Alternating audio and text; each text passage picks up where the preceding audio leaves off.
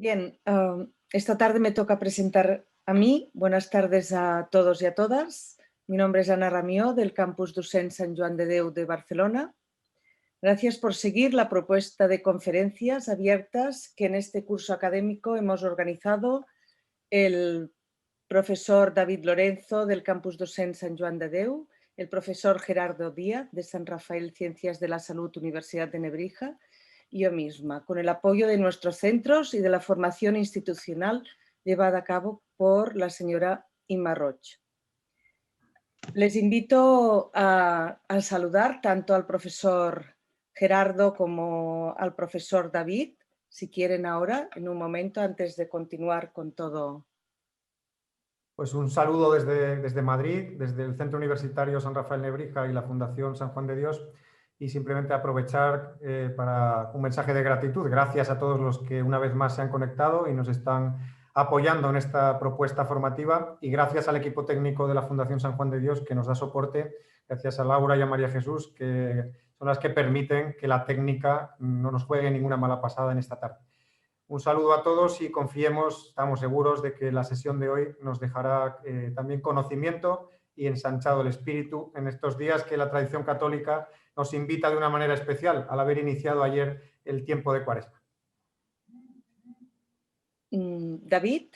Sí, por mi parte me gustaría saludar a todos los asistentes, agradecer tanto a la profesora Ramió como al profesor Díaz la coordinación y toda la gestión que hemos ido haciendo, y el apoyo técnico también de los compañeros de la Fundación. Y dar la bienvenida, aunque ahora la presentará, al profesor Joan Hernández. Gracias. Estas conferencias están enmarcadas desde el posgrado en Humanización y Atención Espiritual en Sociedades Plurales, que hasta ahora hemos organizado los dos centros universitarios. Ya lo han dicho, pero agradecer al equipo técnico que nos da soporte, sería imposible sin ellos. Y ya centrarnos en la conferencia de hoy, con el título de Sufrimiento y enfermedad en las grandes tradiciones religiosas. Queremos aproximarnos a esta diversidad de pensamiento desde diferentes tradiciones religiosas que confluyen en nuestro contexto e influyen en la forma de sentir y expresar situaciones de desconsuelo, ansiedad, angustia, dolor de las personas.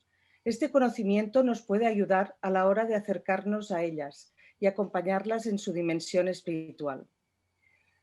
Por ello, tenemos a un gran especialista en el tema, como es el profesor Joan Hernández, que ahora pasaré a presentar. Él es doctor cum laude en Sociología por la Universidad de Barcelona, también es profesor de Sociología en esta universidad y en el Instituto Superior de Ciencias Religiosas de Barcelona y en la Facultad de Humanidades de la Universitat Internacional de Cataluña. También participa como profesor en diversos màsters: Diàleg interreligiós, ecumènic i cultural en el Instituto Superior de Ciencias Religiosas, Protocol, Relacions Institucionals i Organitzacions Estratègiques d'Esdeveniments en la Facultat de Blanquerna de la Universitat Ramon Llull, en el Centro de Diàleg Interreligiós e Intercultural CAICIT de Viena, como formador en el curso de Diversidad Religiosa en Societats Obertes en la Escuela de Administración Pública y coordinador de un módulo de nuestro posgrado, como he dicho antes, en Humanización y Atención Espiritual en Sociedades Plurales. También es director del Grupo de Trabajo Estable de Religiones y es representante de Religiones for Peace Spain. Bien, hasta aquí su currículum. Estamos, por otro lado, voy a dar unas indicaciones más técnicas. Inscritos en este ciclo de hoy, llegamos a las 550 personas. Evidentemente, no creo que todas estemos conectadas, pero sí somos muchos. Es por ello que les pedimos tengan a bien cerrar los micrófonos y escribir sus comentarios y preguntas en el panel que tienen en la plataforma Zoom. Al finalizar su exposición, intentaré trasladar al ponente, Joan Hernández, sus preguntas. Y sin más, le damos la palabra al profesor Joan Hernández, cuando quieras. Bueno, primero de todo, gracias por la invitación, gracias al profesor Díaz, gracias a Laura, gracias a Ramiro, gracias a Ana. Me sumo a las gratitudes por invitarme. Espero que pueda cubrir las expectativas que el evento me planteó. Y especialmente también quiero agradecer a toda la gente que ha venido aquí. Es decir, que en un día como hoy, que también hay muchas cosas interesantes, que hay muchos módulos, que hay muchos Zoom, que hay muchos cursos, pues hayan preferido y tengan ganas de venir aquí y compartir un poco, pues, esta introducción o este pequeño presentación sobre el sufrimiento y la enfermedad en las grandes tradiciones religiosas. En el posgrado, como ha comentado Ana, hablamos de más religiones que nos encontramos en el espacio público y en muchos centros hospitalarios. También en este posgrado tenemos un poco más de tiempo y por tanto también podemos profundizar más en el pensamiento, contextualizar, pero por las limitaciones temporales lo que sí que haré es centrarme mucho en el tema del sufrimiento y la enfermedad en las tradiciones religiosas, y especialmente me centraré en dos familias, las nacidas en Oriente, hinduismo y budismo, y las nacidas en las religiones abrahámicas, las religiones del libro, judaísmo, islam, y haré referencia también al cristianismo, pero como sé que también en la última sesión de estos webinars tendréis la oportunidad de escuchar el provincial de San Juan de Dios, pues hablaré, pero como hay una limitación temporal, pienso que es interesante que nos podamos un poco focalizar en estas religiones y entender cuál es su perspectiva, su visión sobre el sufrimiento y la enfermedad. Como hemos comentado al final de la sesión, me podrían hacer las preguntas, si las sé las responderé y si no, pues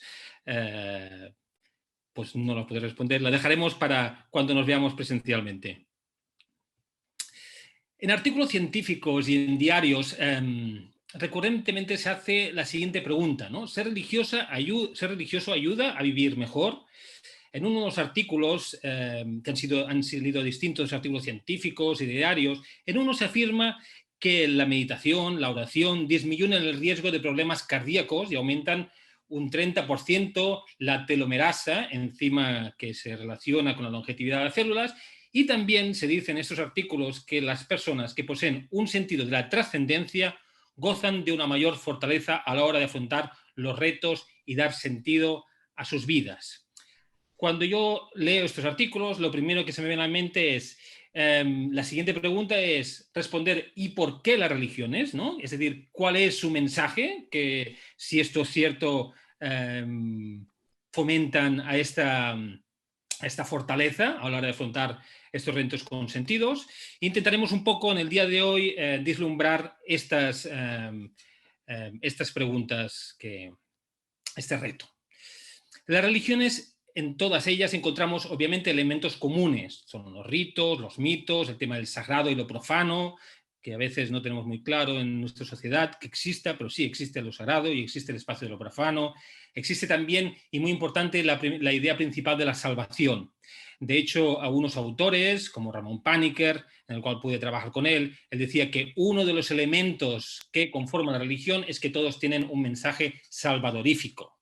La salvación tiene este carácter de liberación del ser humano de una situación como puede ser el sufrimiento, el dolor, la enfermedad, o también lo que se entiende la finitud temporal que algunos anuncian con la muerte y que las religiones obviamente cuestionan.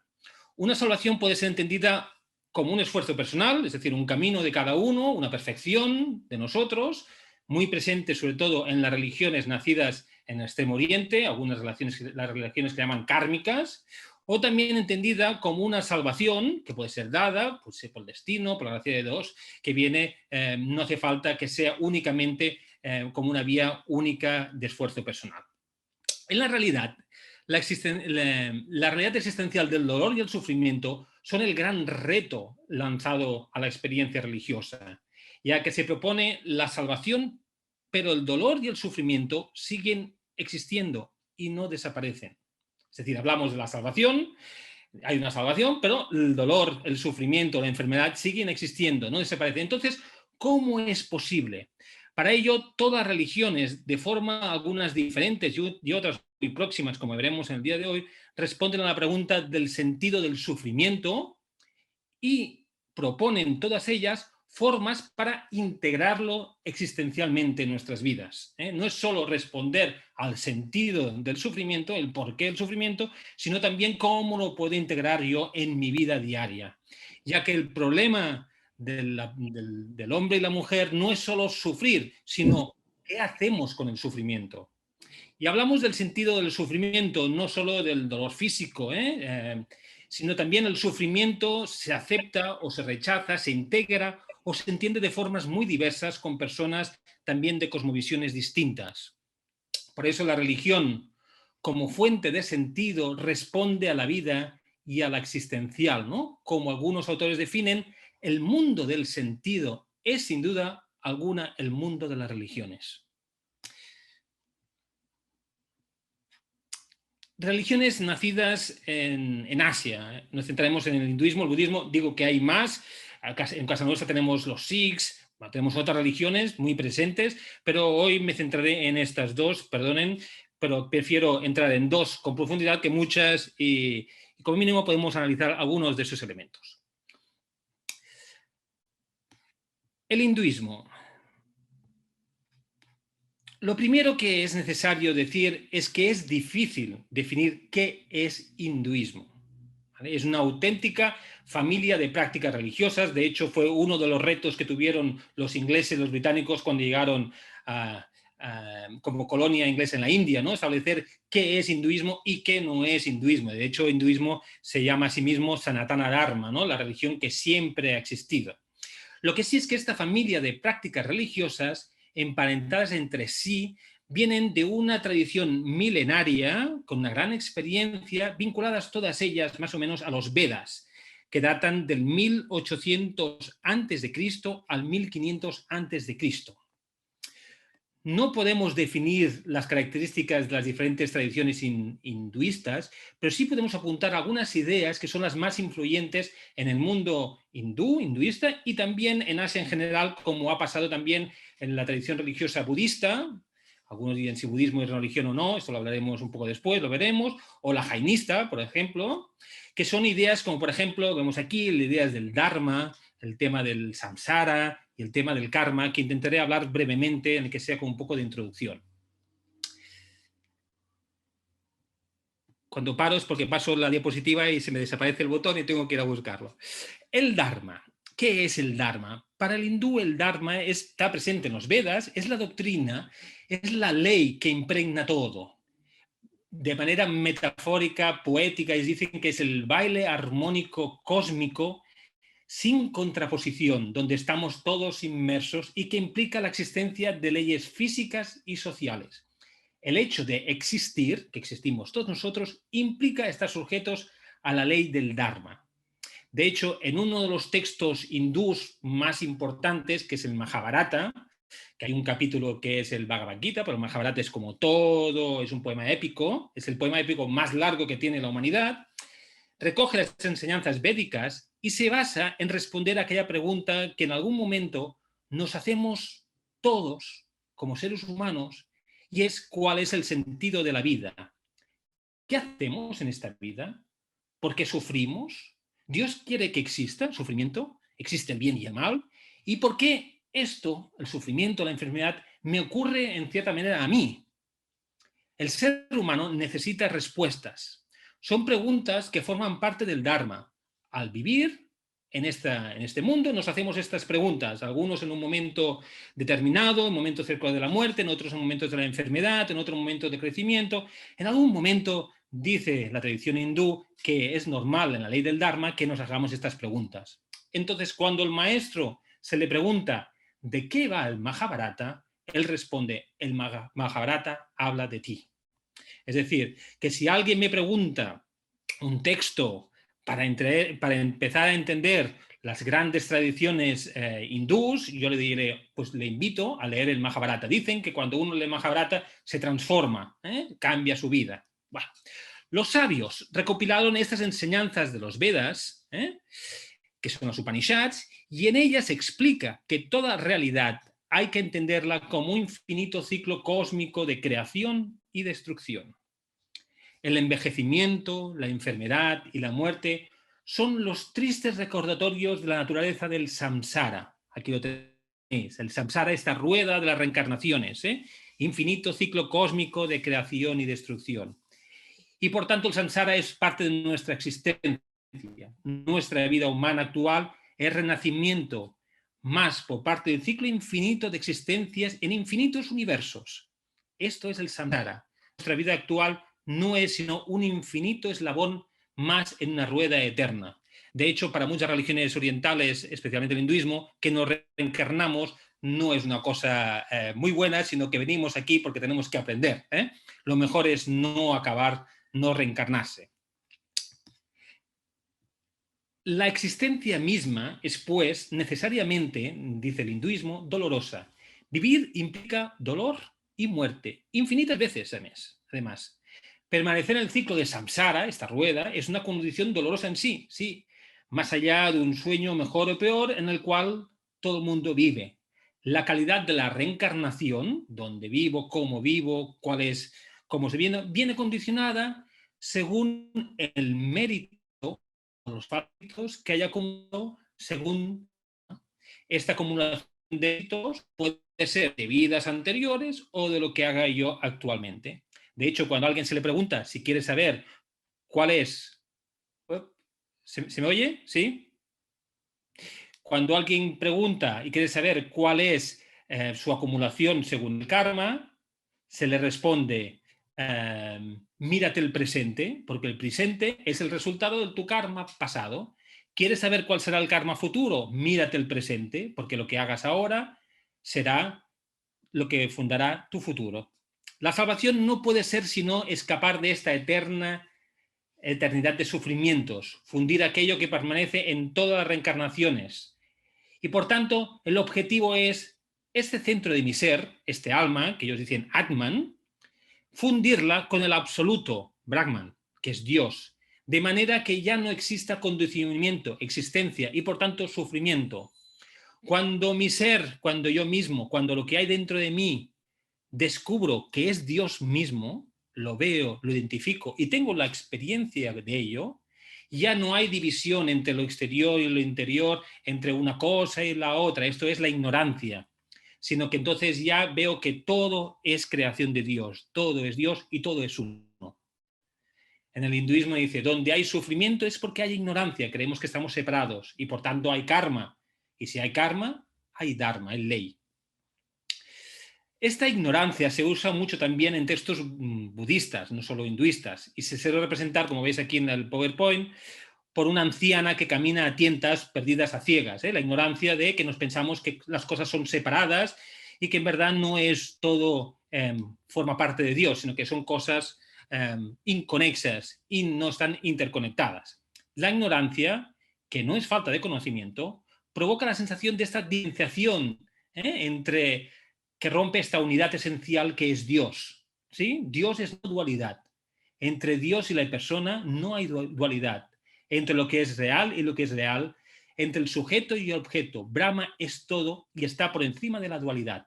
El objeto es este. Y este es el reto, identificar el Atman, mi alma, con Brahman, con Dios. Lo que mantiene el alma cautiva en el samsara, ese ciclo, es por lo tanto esta experiencia de sufrimiento, de esta ignorancia, de este avidya. Pero aunque aceptemos que nuestra condición actual es necesariamente dolorosa, ¿por qué algunas personas sufren más que no otras? La respuesta en el hinduismo lo da el concepto del karma. Lo que dicen, lo que no se entiende por entendimiento, se entiende por sufrimiento. El ciclo de samsara se rige por una ley eterna y mecánica, por el ciclo de la causalidad. Todo es una causa de algo, y esto es el karma. Toda causa genera un efecto, y este, a su vez, se convierte en una nueva causa. De esta manera, nuestras acciones adecuadas, las que nos ayudan a liberarnos, por tanto, a aproximarnos a Dios, como veis en este esquema, tienen consecuencias positivas en nuestra existencia actual y futura.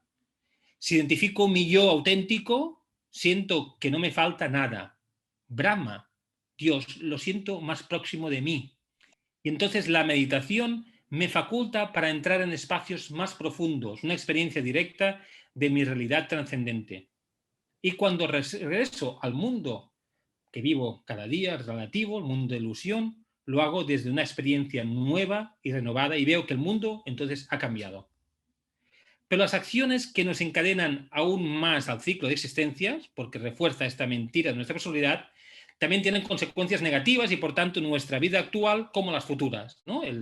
Nuestros deseos, el odio, esto nos separa, ¿no? Si yo tengo deseo de otro, quiere decir que no me identifico que él forma parte de mí, ¿no? Y si tengo odio, regularmente no me estoy dando cuenta que me estoy dando odio a mí mismo, ¿no?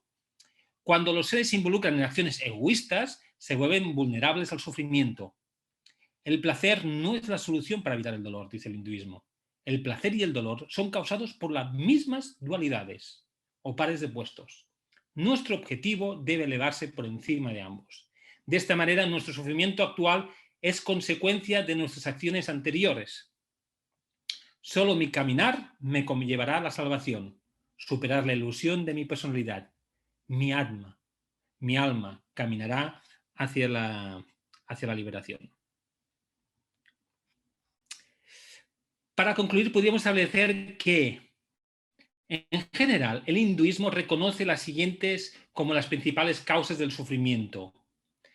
En la muerte no nos llevamos nada, ni nadie, solo nuestro estado de conciencia. Por lo tanto, para un hinduista, delante de una situación de sufrimiento, preguntará ¿por qué? Porque él sabe que el sufrimiento es la ley del Dharma, es lo que toca natural en infinitas reencarnaciones. Y además, la enfermedad es una consecuencia de mi karma.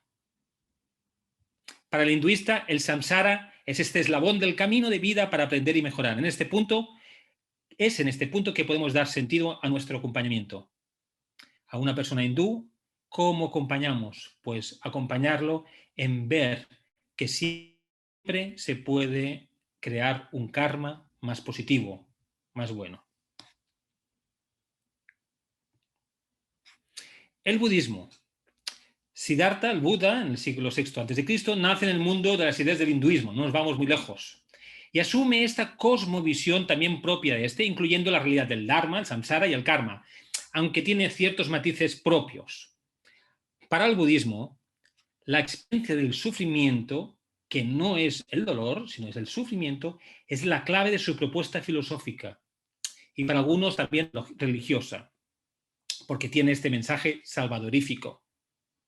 Si bien es cierto que no existe un budismo, sino diferentes budismos, también es cierto que sí existe una referencia común que identifica a las diferentes corrientes entre sí, y en el centro de esa referencia común se encuentra el discurso de Buda, que lo vamos a hablar brevemente, que se llama El Parque de los Ciervos, llamado Las Cuatro Nobles Verdades. Buda es un estado, él se llamaba Buda Sakyamuni, el nombre era Sakyamuni, Siddhartha Gautama, de la etnia Sakyamuni, identificó 4 tipos de sufrimiento y buscó una solución final. Vio el sufrimiento en el nacer, en la enfermedad, en el envejecimiento y en la muerte. Este dibujo que veis aquí es cuando él se escapa del palacio y ve todas estas situaciones. Al explicar su experiencia de aniquilar el sufrimiento, Buda recurre al esquema de la medicina de su época. Él utiliza la medicina de su época y su diagnosis de esa época. Dice, para alcanzar la curación, la salvación, lo primero necesario es ser consciente de la enfermedad. Si no soy consciente, el mal continuará. Y la verdad es que, aunque todos buscamos la felicidad en un mundo impregnado de sufrimiento o malestar, que es el dukkha, nuestra vida no es plenamente feliz. Vivimos insatisfechos, no nos sentimos plenos. Esa es la primera verdad que dice Buda. Estamos enfermos. Tenemos una ansia. Así el sufrimiento se sitúa en el mismo corazón del budismo. Es su objetivo, erradicar el sufrimiento. Dinero, salud, posesiones son realidades efímeras que no se sostienen ante las experiencias universales de la enfermedad, la vejez y la muerte. No sirven para nada.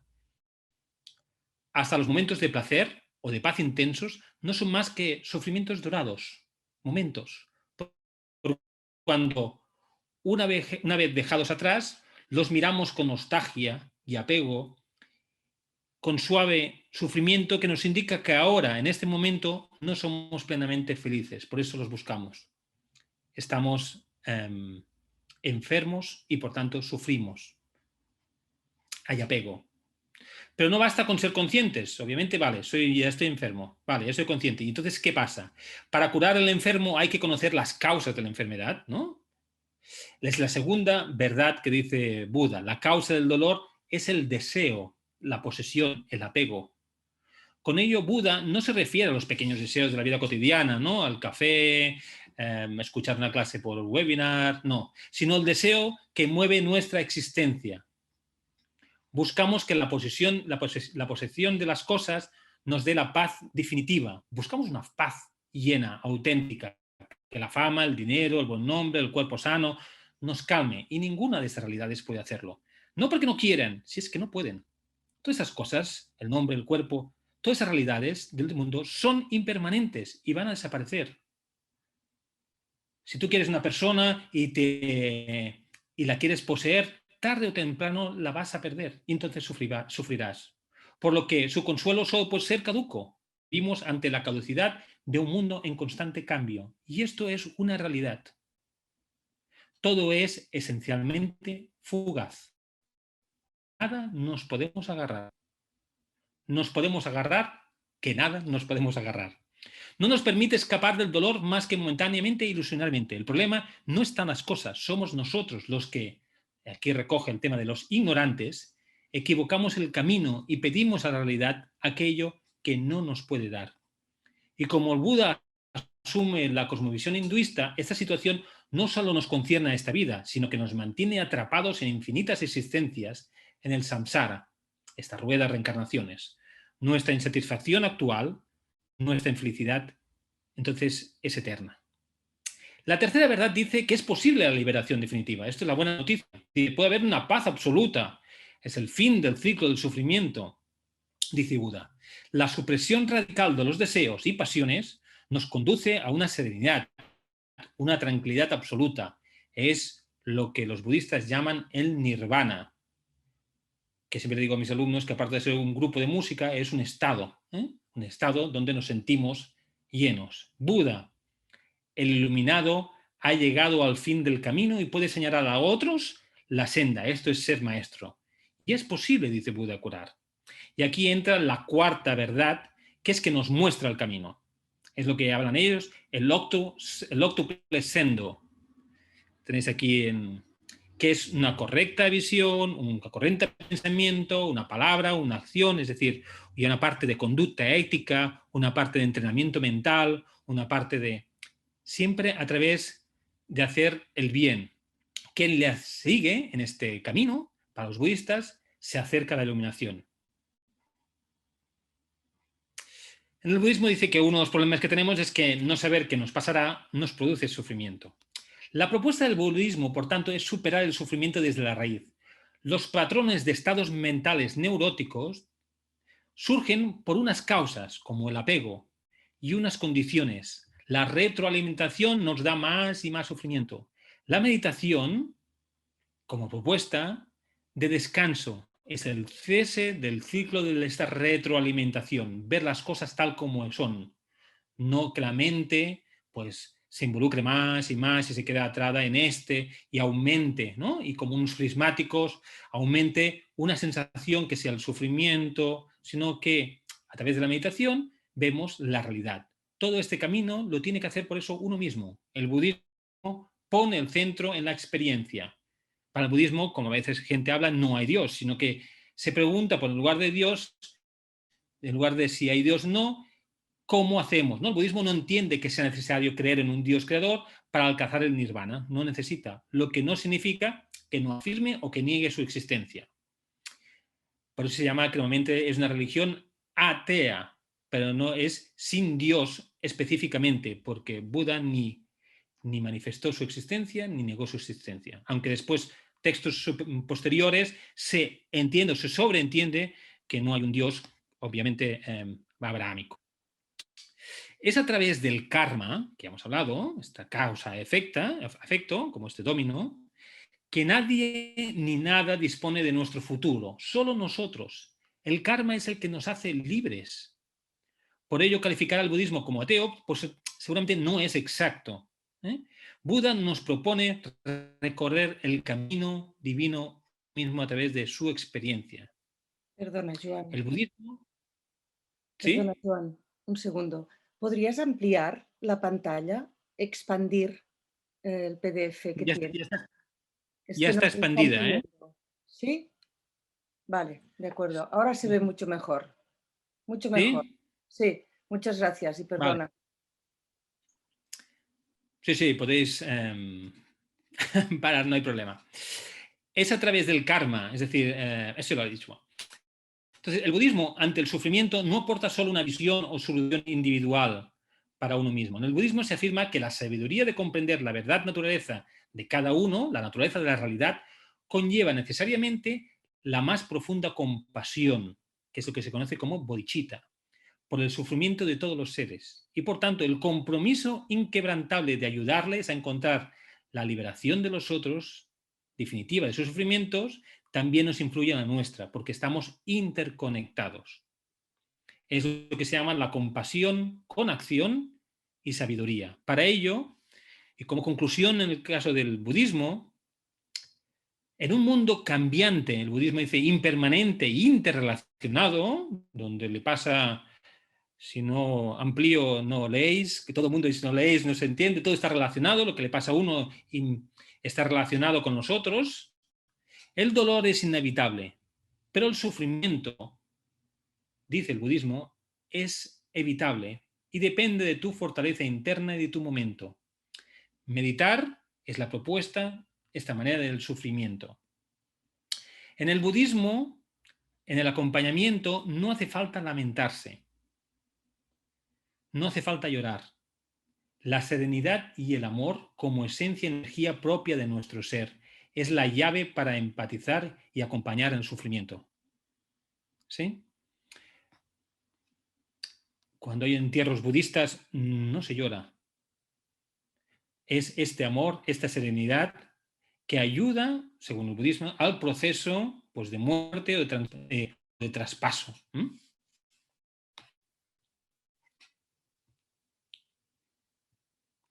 Religiones abrámicas, judaísmo, cristianismo y islam, conforman la otra gran familia de tradiciones religiosas actuales. Las tres religiones se reconocen como monoteístas, como se saben, creyentes en un Dios personal, omnipresente, omnisciente, que se relaciona personalmente y que se ha revelado a la humanidad. También se llaman las religiones del libro, porque tienen un libro relevado. Esta característica de relación bilateral hace especialmente sensible al tema del sufrimiento, porque ¿cómo es posible que si hay un Dios bueno y salvador permita el sufrimiento a mí, que además se relaciona conmigo? ¿Qué sentido puede tener este? Sus respuestas tienen aspectos comunes, las tres religiones, y seguramente comparten muchas de sus perspectivas. Pero a veces cada una le pone ciertos acentos y son importantes aquellos elementos que quiero resaltar en el día de hoy. Muchos de ellos seguramente son propias formas de relacionarse también con este Dios. Vamos primero con el Islam. Para el Islam, Dios es Dios. Decir que Dios es uno es el sentido de ser absolutamente supremo. Así, el verdadero creyente es un musulmán, que significa, en árabe, muslim es el que se somete a la voluntad suprema de Dios. Y el sufrimiento es visto como parte del desafío del ser humano.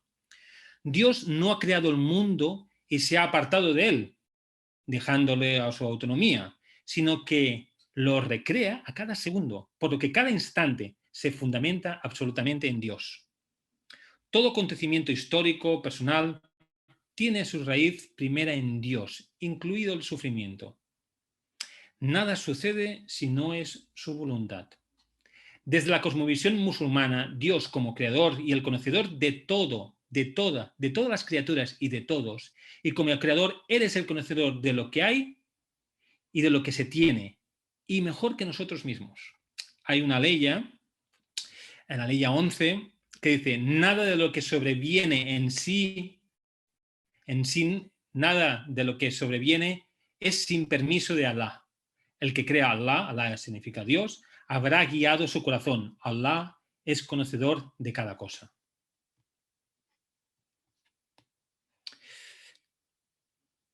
Allah no crea nada sin causa justificada. Siempre hay una explicación, un objetivo y un pretexto. Puede ser que el objetivo del sufrimiento, el mal que percibimos según el creador, sea diferente al que entendemos. La gente no entiende la realidad que hay detrás de estas sensaciones. Por ello, aunque el dolor pueda variar de persona a persona, desde la perspectiva musulmana tiene que ver con unas virtudes que destacar, que es lo que quería compartir el día de hoy. En total se exaltan 7 virtudes principales.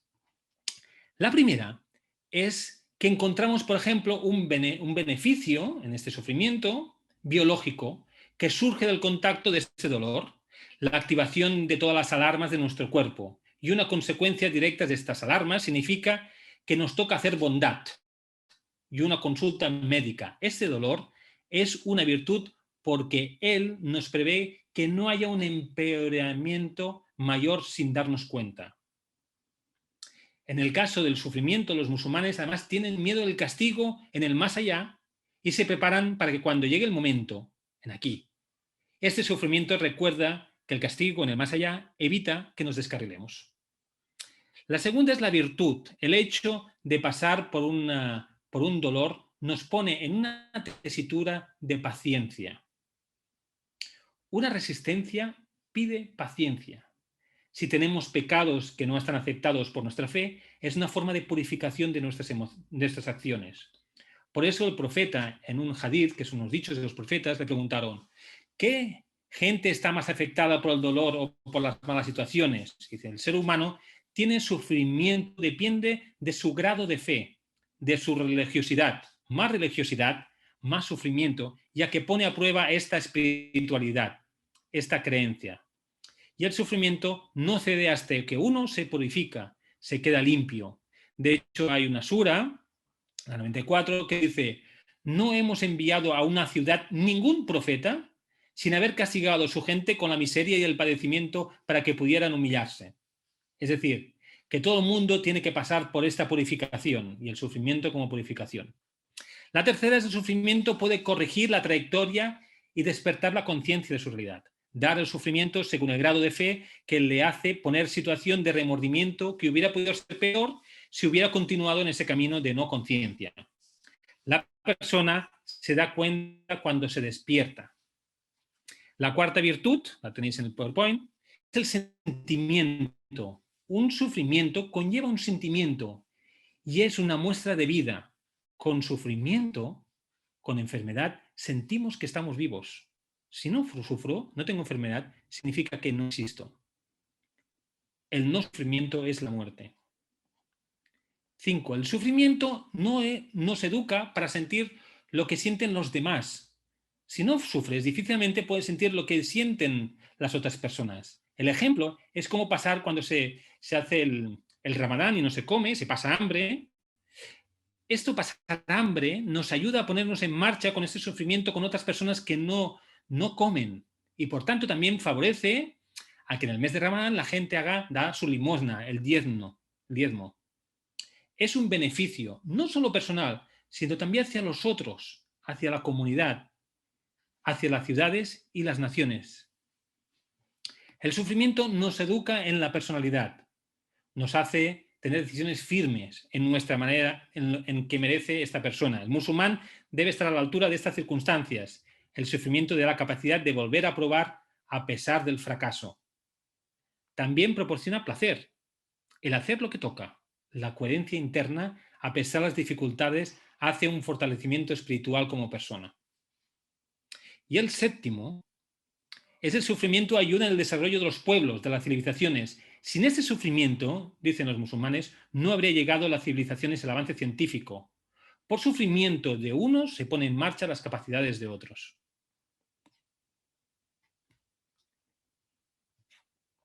Otro tema en relación al dolor, y será el último en el tema del Islam, y con el dolor es verla y entender desde la perspectiva musulmana como una misericordia de Dios. El dolor como recompensa. Y esa recompensa del Dios se da cuando se reúnen en ese sufrimiento otros elementos, algunos los he comentado, como por ejemplo aceptar con fe el destino, en lo bueno y en lo malo. El tema de la paciencia, que hemos hablado, que es una misericordia, es un regalo de Dios, puede desarrollar el carácter de la paciencia. Si tienes esta paciencia, ya tienes este regalo. El tema de para afrontar este dolor se pone en práctica mecanismos y capacidades que sin esta voluntad de afrontar no hubieran llegado. Otro punto es tener esta iniciativa de tus limitaciones y a partir de ahí adaptarse a una situación de dolor y el camino para salir de ellas se activan otros dones. Te transformas para afrontar lo que vienes. Y por último, el otro regalo es la movilización que te transforma, moverte. Tú llegas a valorar el sufrimiento en el sentido físico y por eso transformas tus sensores hasta el punto de llegar a encontrar soluciones. Buscas medicación, sin dejarlo pasar, sin demora. Le das un procedimiento, una línea de acciones que pasan dentro de un marco de destino. Este es el regalo, es el hecho de que tú actúas, tú haces. Es una recompensa, dicen los musulmanes, gradual. Cuando tienes estas condiciones, tienes este training, este entrenamiento del sufrimiento, puede ser visto como, no como una desgracia, sino como un don, un regalo. Por lo tanto, y como resumen, para un musulmán, Dios es la única esperanza de que tanto los bienes como los males encuentren en Él, en Dios, su relatividad y su verdadero consuelo. El mismo sufrimiento es una misericordia que da un espacio para replantearse la vida. A través de la búsqueda y valoración de las virtudes del sufrimiento, podemos acompañar a musulmanes en la gestión de su dolor. Vamos con el tema del cristianismo y el judaísmo. El judaísmo y el cristianismo mantienen también esta experiencia monoteísta como en el Islam. Como he comentado en la última sesión, parece que hablaréis del modelo de San Juan de Dios en inspiración cristiana y seguramente podréis hacer preguntas también al provincial sobre este aspecto. Pero bueno, pero quería dejarme indicar algunos elementos característicos y propios que considero que son importantes, ni que sean el cristianismo de manera muy breve, aunque sé que muchos de ustedes ya conocen y a lo mejor apuntarían a otros, pero pienso que estarán de acuerdo que estos elementos son importantes. La primera es que para el cristiano hay una identificación del Dios de Jesús con amor, con Abba, Padre, y la afirmación de que ese mismo Jesús es el Cristo, Dios con nosotros. El cristiano mira todo el sufrimiento a través de Jesucristo. La experiencia del sufrimiento se centra en el propio Jesús. Jesús tiene familiaridad con el sufrimiento, sufre a causa de la multitud, incrédula, perversa, llora delante de Jerusalén. La pasión concentra todo el sufrimiento humano posible, desde traición hasta el abandono, pero prueba en forma excesiva el amor de Cristo a su Padre y a sus amigos, le hace capaz de socorrer a los que se ven probados, identificarse con todos los que sufren, sufrir con Cristo. Cristo vive en él, dice Gálatas 2:20. Así también los sufrimientos de los cristianos son los sufrimientos de Cristo. Cristo, que se hizo solidario de los que sufren, deja a los suyos la misma ley. Jesús no puede ser testigo de un sufrimiento profundamente conmovido, con una misericordia divina. La resurrección no deroga las enseñanzas del Evangelio, sino que las confirma. El mensaje de las bienaventuranzas y la exigencia de la cruz cotidiana. Del sufrimiento sobrellevado con Cristo no solamente nace el peso eterno de gloria preparado por encima de todas las medidas, más allá de la muerte, sino también ya desde ahora, desde el gozo de participar en los sufrimientos de Cristo para conocer la presencia del Espíritu de Dios, del Espíritu de la gloria. Para un cristiano, Jesucristo dignifica el sufrimiento y es capaz de cambiarlos en gozo. Jesús no suprime el sufrimiento, pero lo consuela.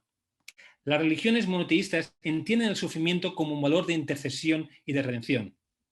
Es una redención entendida tanto por judíos, cristianos como musulmanes, pero obviamente con connotaciones distintas. Para el judaísmo, este valor de redención que aparece en la Torá, que en hebreo se llama Geulah, se refiere al rescate de los esclavos en el Éxodo 21:8 con la figura de Moisés, esta purificación que hace en el Éxodo. su sufrimiento histórico, desde la esperanza mesiánica, que tiene valor propio.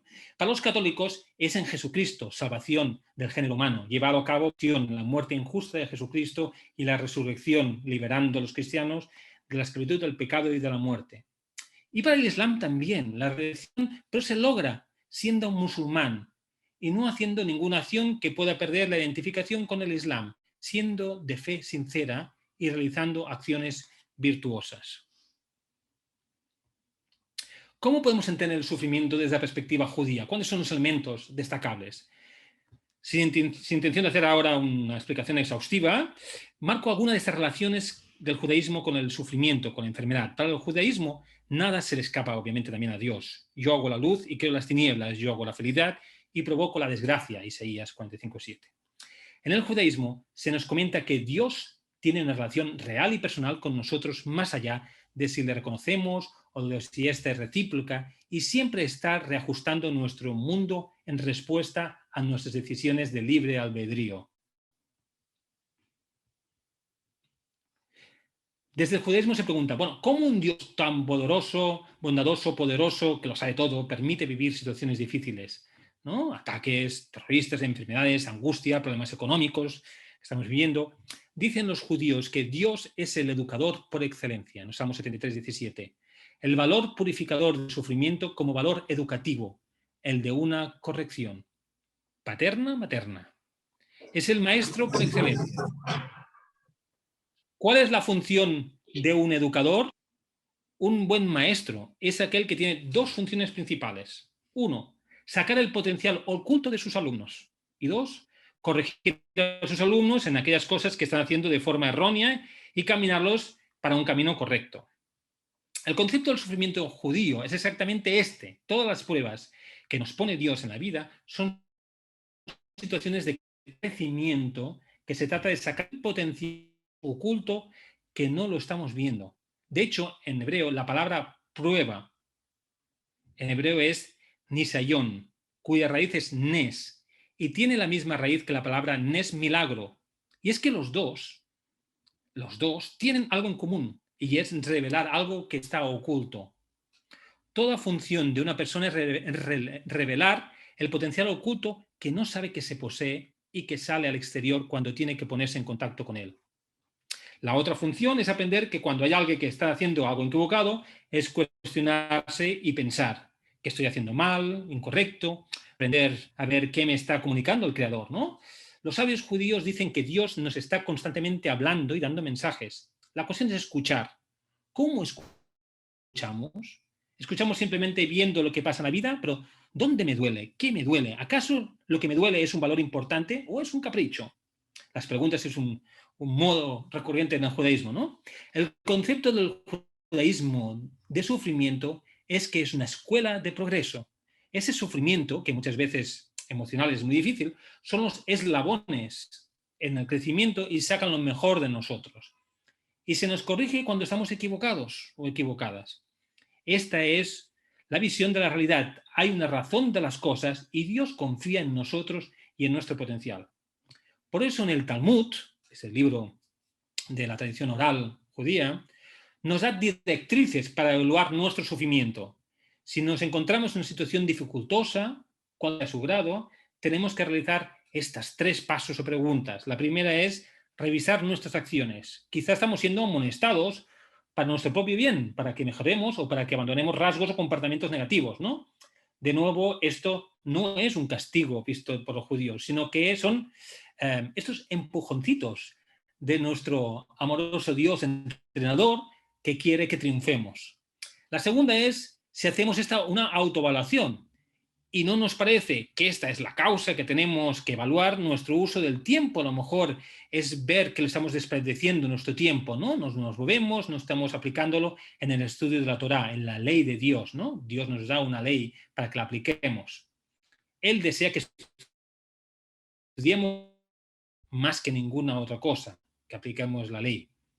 Y finalmente, si esas tampoco son las causas, entonces el Talmud le atribuye a la situación a un sufrimiento que es bueno para nosotros, aunque no podamos entenderlo en esta vida.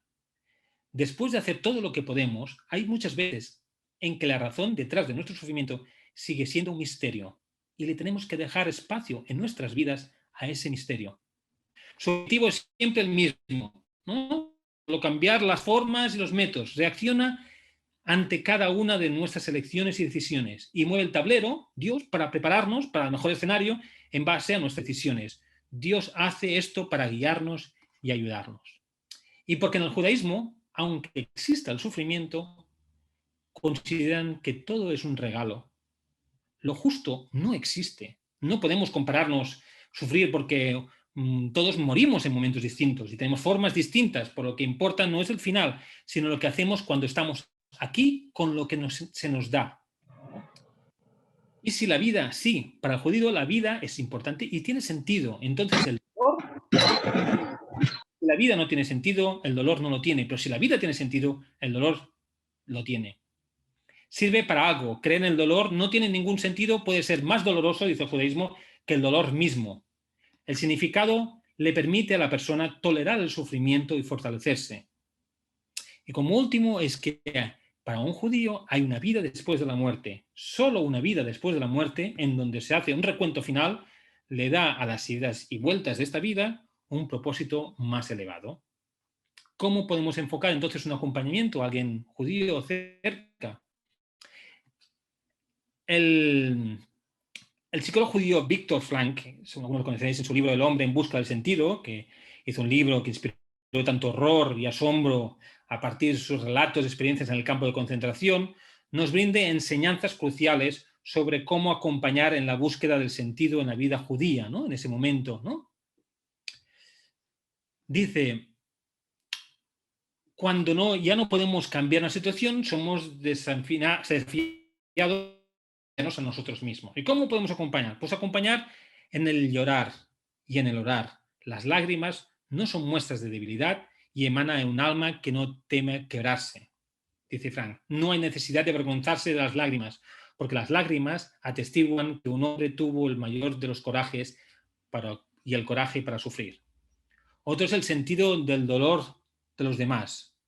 Sufrir es doloroso, pero más irrelevante y ordinario es el problema que les parezca a los demás, es que tener empatía con el dolor de los demás, incluso si no parece una tragedia desde la perspectiva de la vida. El sufrimiento, dice Frank, llena por completo el alma humana y la mente consciente más allá de que el sufrimiento sea grande o pequeño. Entonces el tamaño del sufrimiento humano es absolutamente relativo y nos tenemos que situar en esta tesitura. Y por último, acompañar a descubrir el porqué, la de vivir con sentido.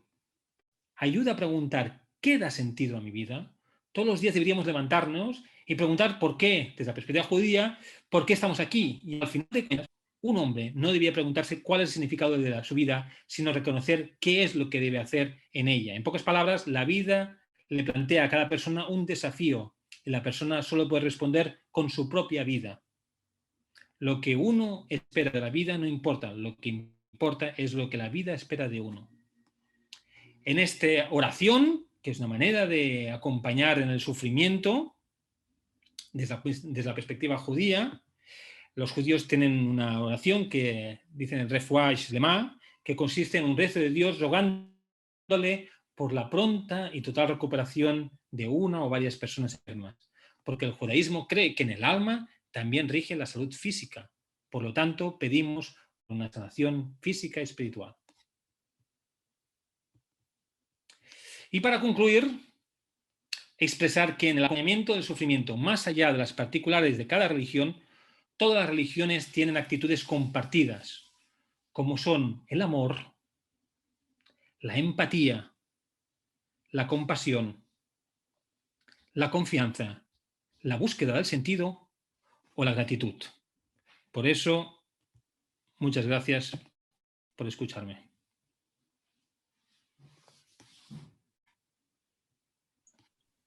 Muchas gracias, Joan. Ha sido, bueno, yo creo que magnífico, ¿no? Tu exposición.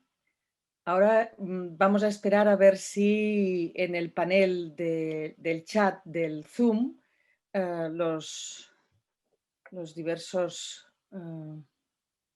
participantes escriben preguntas.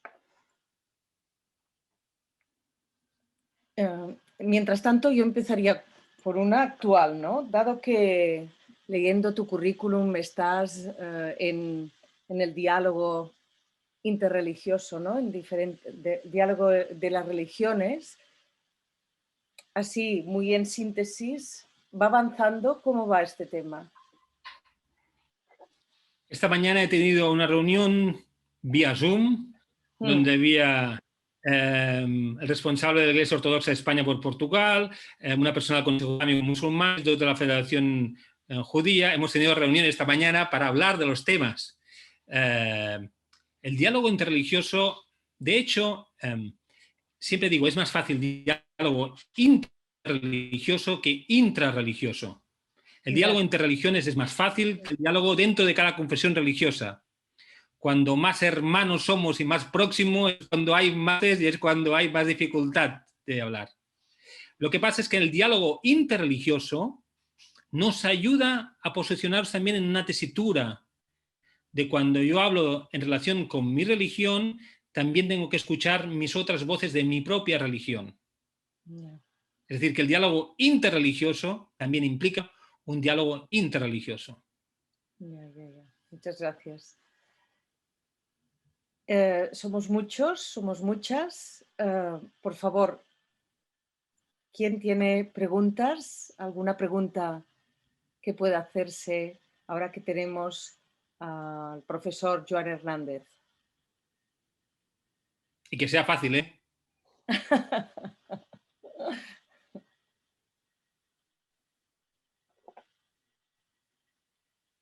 Van surgiendo... Las religiones tienen...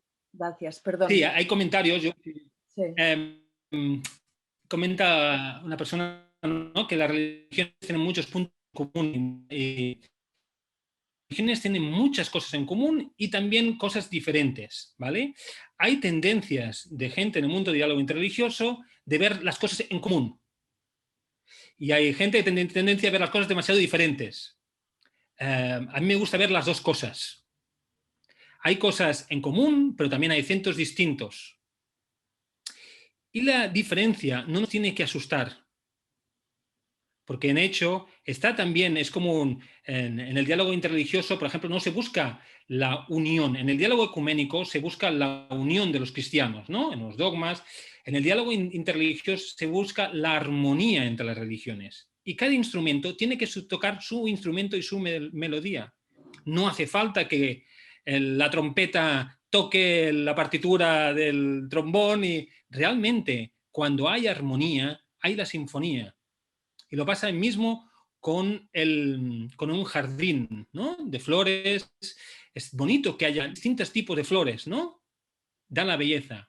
Y como decía un rabino, Dios también está en los detalles. Es decir, que los detalles también son importantes, ¿eh? No solo las cosas comunes, sino también los detalles, diferencias, también son importantes. Bien, estoy buscando que Carmen tenía una pregunta de una persona no creyente, ¿cómo encuentra sentido? Parece que era así, lo estoy buscando y la he perdido. Si una persona no creyente da sentido al sufrimiento desde la perspectiva más psicológica existencial. Sí, muy bien.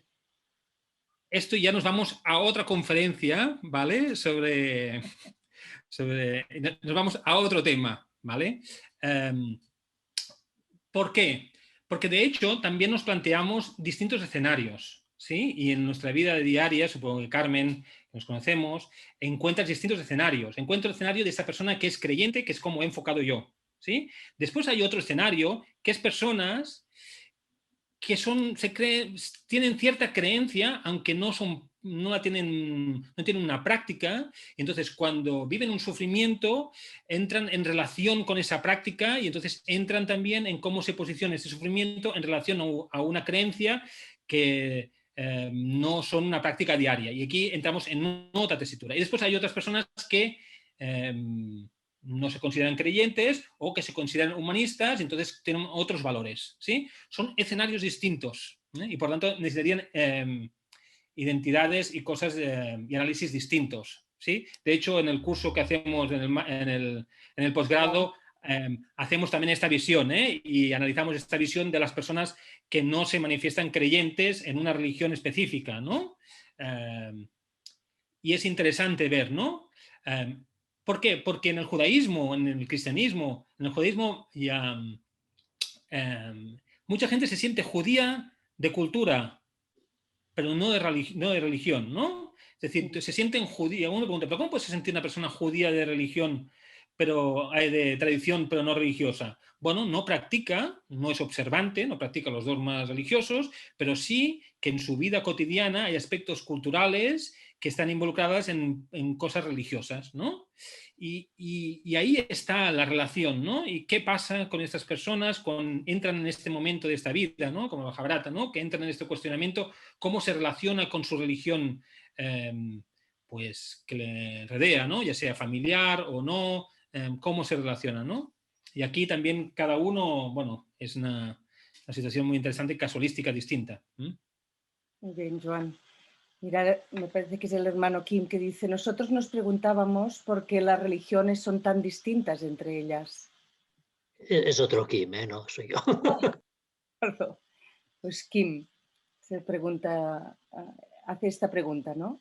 ¿Por qué las religiones son tan distintas entre ellas? Bueno, esto, claro, la explicación del por qué cada religión y cada cosmovisión le da también su perspectiva. Desde el punto de vista católico hay un documento, Fratelli Tutti, que habla sobre que la verdad también está en las otras religiones y su perspectiva. En el mismo hinduismo y en el mismo budismo, que son religiones que hay una práctica religiosa tan distinta entre ellas que a veces gente, los técnicos, hablamos más de budismos e hinduismos que de budismo e hinduismo, porque se parecen muy poco entre ellos. Hay un dicho que dice, 1000 monjes, 1000 religiones. Es decir, en Oriente se cree que la experiencia religiosa se encarna en la persona y cada uno tiene su momento y su experiencia y su progreso espiritual distinto y por tanto necesita un camino y un cuidado distinto. Esto desde la perspectiva, se siente oriental. Muy bien, gracias. A ver, Raúl Herranz pregunta, ¿se aprecia en todas las religiones la importancia de la compañía con la que se sufre? ¿Es motivo sanador para el que acompaña? Sí, por ejemplo, en el budismo y el hinduismo se llama la sangha, ¿vale? La sangha es la comunidad. Hasta el budismo, que a gente que lo apunta como si fuera una religión muy individual, ¿no? La sangha es la que te mantiene en la pureza. Por tanto, la sangha, la comunidad, es la que te ayuda en tu progreso espiritual. No es solo quién eres y a dónde vas, sino también con quién vas. Muy bien. Esto en sociología también se habla, no solo es dime con quién vas y te diré quién eres.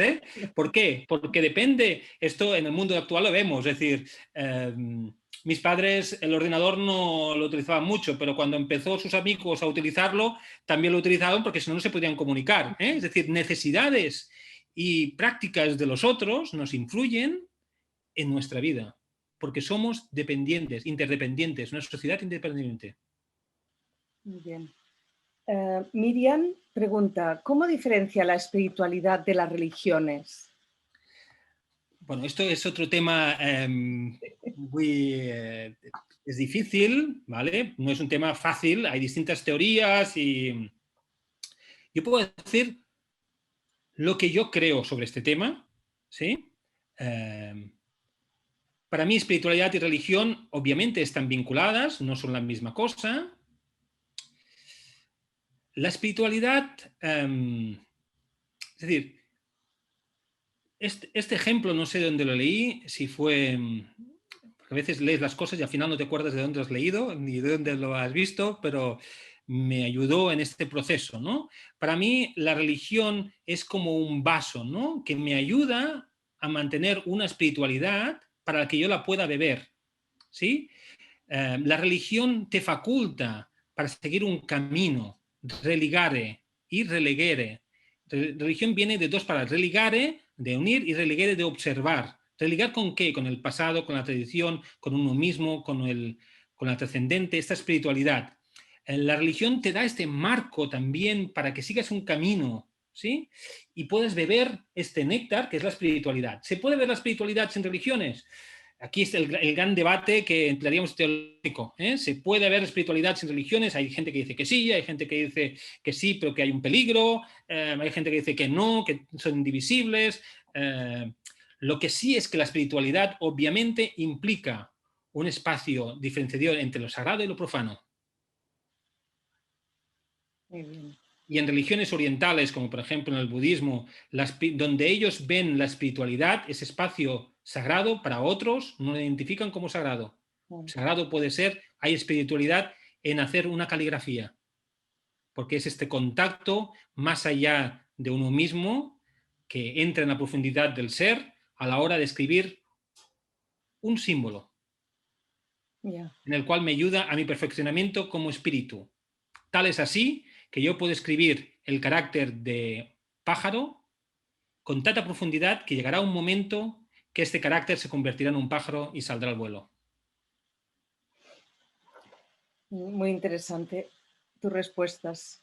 Tenemos otra pregunta desde Curia que dice, ¿en el tema del perdón está presente en algún modo en el budismo? Sí. El perdón, sobre todo en el budismo, el perdón está vinculado con esta compasión, ¿vale? Y la compasión en el budismo implica compasión con acción y sabiduría. ¿Qué quiere decir esto? El perdón no solo es perdonar a una persona, sino tiene que ver un vínculo. Es decir, en el momento que en el budismo marca que hay una interdependencia entre todas las personas, cuando yo le hago un mal a alguien, le estoy afectando también a mí, a mi karma. Por tanto, perdonar es el acto que también me libera a mí mismo. ¿Sí? La compasión es situarme a ayudarle también en este momento y a situarlo en una tesitura de su propia realidad. ¿Sí? Por eso la compasión tiene que siempre ir con acción, ¿sí? Y sabiduría, para no caer dentro tampoco de sus problemas, sino saberlo acompañar, guiar. Y el perdón es fundamental en el budismo. Muy bien, nos vamos a otra pregunta, en este caso de Juan Antonio Hidalgo, que dice, ¿y cómo se comprenden esas facciones de la Iglesia? No sé si ocurre en otras religiones, que ven la muerte como una alegría. Sí, hay muchas religiones que ven la muerte como una alegría. De hecho, el tema también es el tema de alegría, definimos alegría, ¿qué es de alegría, ¿no? Es decir, como he comentado, las religiones orientales, por ejemplo, el hecho de vivir en este samsara no es porque venimos aquí a aprender y por tanto lo mejor es no reencarnarse. Vivir en esta vida no es lo mejor. Me sabe mal desde las religiones orientales que os den este mensaje, pero vivimos en esta vida, hay sufrimiento y por tanto vivimos para aprender. Por tanto, si no te reencarnas o se lleva a la muerte, pues ya está. Hay otras religiones pues que esto no, que consideran que continuar, irse en manos de Dios, pues es una cosa positiva y buena. En el hinduismo hay un cuento muy clásico en el tema de la muerte, ¿no? Que sale en el Bhagavad Gita y dice que cuando nos morimos puede pasar dos cosas, o nos vamos a reencarnar en esta vida para aprender y tal, o pregunta, ¿qué le pasa a una gota de agua cuando llega al océano? Dice, a la gota de agua no le pasa nada. A la forma de la gota se disuelve. Es decir, nos unimos, en el hinduismo dice con Brahman, que entonces es Dios y por tanto es la eternidad y por tanto es una cosa buena. Muy bien, Joan. Vamos con la siguiente. Sí, una cosa. El problema de la mayoría de religiones, por ejemplo, orientales, no es vivir o no vivir, es vivir sin sentido. Ya. Vivir biológicamente es malgastar tu vida. Vienes a esta vida, ya que sufres, a aprender.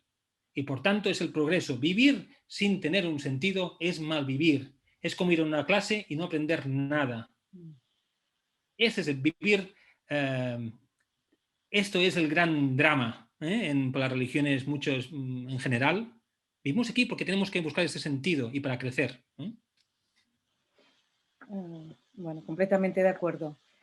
Hay una pregunta en relación al diálogo interreligioso de Lourdes Casas que dice, ¿podrías poner algún ejemplo de iniciativas concretas de diálogo interreligioso, ya sea a nivel local, nacional, que te parezcan interesantes? Uy, hay muchas cosas, muchas. Me voy a quedar a ver, con el tema de... con lo que hicimos, por ejemplo, cuando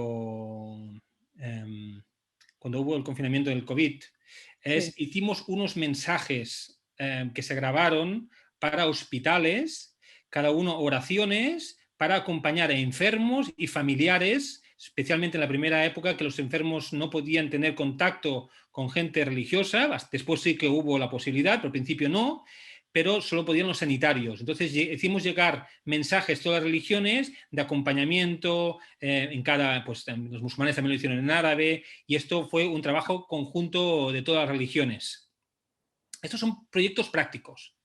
Después una cosa muy interesante, el mismo hecho del diálogo interreligioso pide que las personas se abran al otro y se influyan en los unos o los otros. Es decir, cuando tienes un problema de una religión y la compartes con otra religión, lo acabas viendo si realmente es un tema muy propio mío o realmente es un tema compartido. Y esto también te descentra a ti mismo de mi yo, y entonces te abre al otro en compartir esto. Y esto es muy importante. Por ejemplo, ahora estamos trabajando temas de islamofobia, cristianofobia, antisemitismo, ¿vale? No es un tema solo de los musulmanes, no es un tema solo de antisemitismo, es un tema de todos. Es un tema de la sociedad y de la fobia de las religiones en nuestra sociedad. Por tanto, también tener un discurso común es importante para la sociedad. Un discurso coherente. Y en la construcción del discurso es cuando los otros comparten y se abren, y se enriquecen y crecen. No hace falta en el diálogo interreligioso hablar si tú crees en esto o tú crees en lo otro, que también se hacen momentos y tal. No. Al final cada uno sabe lo que cree el otro. Sino es cómo las religiones se encuentran en un espacio común que es la calle y cómo 4 manos comparten más que no 2 y la vida se hace comuna. Es caminar con el otro. Es ahí donde se aprende, donde se comparte las penas, las alegrías. Ahí es para mí el diálogo interreligioso que hay de raíz, ¿sí? Muy bien. Vamos a una de las últimas preguntas, la de Pablo Martín Corena, que dice, el sufrimiento es subjetivo, ya que no siempre todos sufrimos por las mismas causas. Este aspecto favorece o entorpece el acompañamiento. ¿Puede ser una oportunidad para cambiar la visión de la persona acompañada?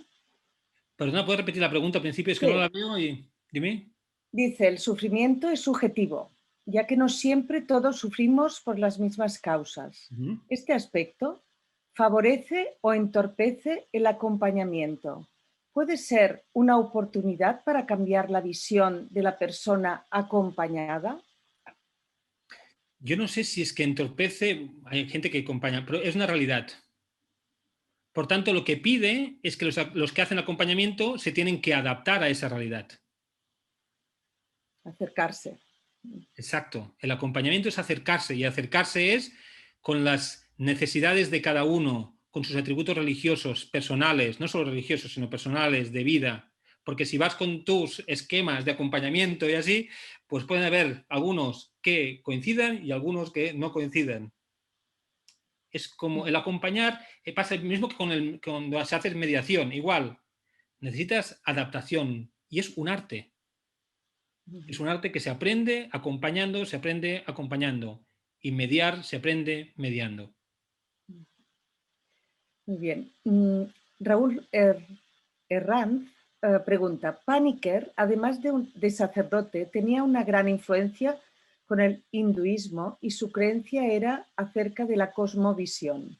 ¿Tiene alguna relación con las religiones o es una visión diferente?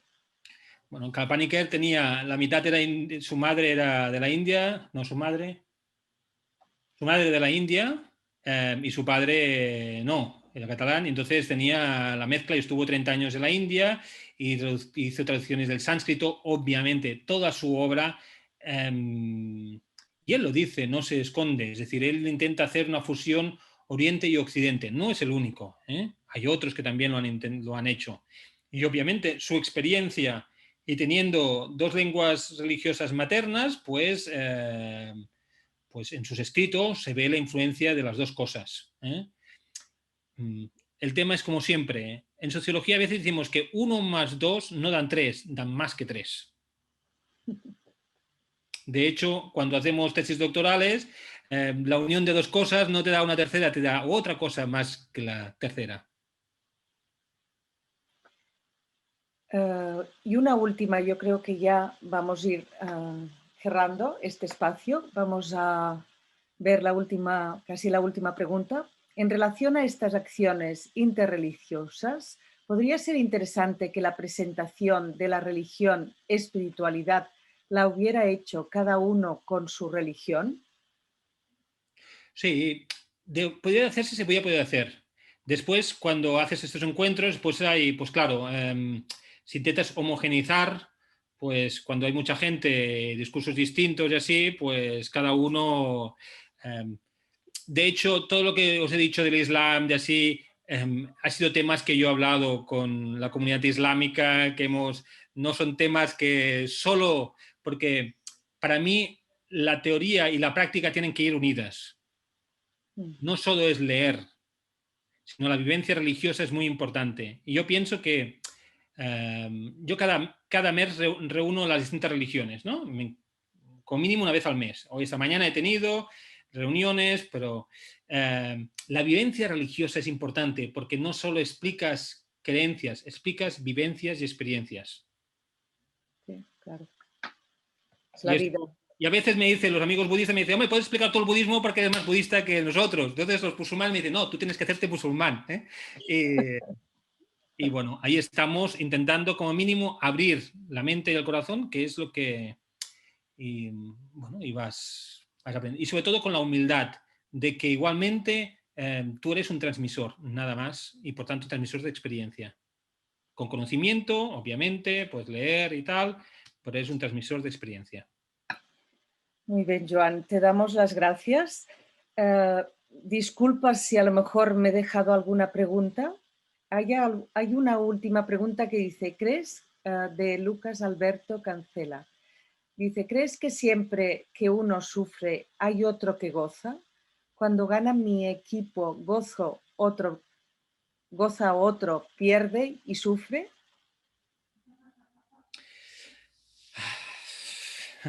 Esto, como en Oriente se dice que lo más importante es tu intención. Es decir, no hace falta que tú goces para que el otro sufra. Podemos gozar los dos. Bien.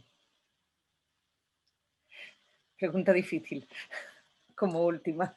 Sí, pero lo que quiero decir es que obviamente que dicen cuando... pero esto pasa en muchos ámbitos de la vida, ¿no? Los grandes negocios no son los que uno gana cuando el otro pierde, es cuando hay un win-win que los dos ganan.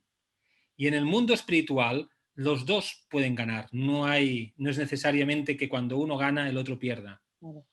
En el caso de un partido de fútbol, todo depende también de las religiones orientales, especialmente las kármicas, decía, vigila el apego que tienes tú con este equipo, porque si tu felicidad depende de si gana o si pierde, no como pasártelo bien, disfrutar y así, sino que tu felicidad está anclada en de si gana o si pierde, pues algún momento vas a sufrir seguro, porque van a perder seguro, tarde o temprano, todo cambia, ¿sí? Muy bien. Alguno diría, bueno, excepto si es del Barça o del Madrid que siempre gana. Muy bien, Joan. Muchas gracias. Creo, como he dicho antes, que he intentado trasladarte las preguntas. Lo que no he hecho es trasladarte los comentarios, porque como todo el mundo estamos leyéndolo, ya es público. Y bueno, y los comentarios mayoritariamente te dan las gracias, esto está claro. Pero al principio ha habido algún comentario, pero no en formato pregunta, y este no te lo he trasladado. Las gracias también es que estén aquí pues compartiendo este momento y como dicen las religiones kármicas, espero que el venir aquí tiene un karma y que sea un karma positivo. Esperemos para todos. Pues nada más, darte las gracias. Nos reemplazamos para la tercera sesión, que será el jueves 4 de marzo, donde expondrán experiencias de atención espiritual concretas en contextos de fragilidad. Pues sin más, muchas gracias a todos y a todas. Un abrazo a todos, especialmente a mis exalumnos y a exalumnas que vienen por aquí, los veo y tal. Sí. Gracias por haber venido. Muchas gracias. Cerramos la sesión.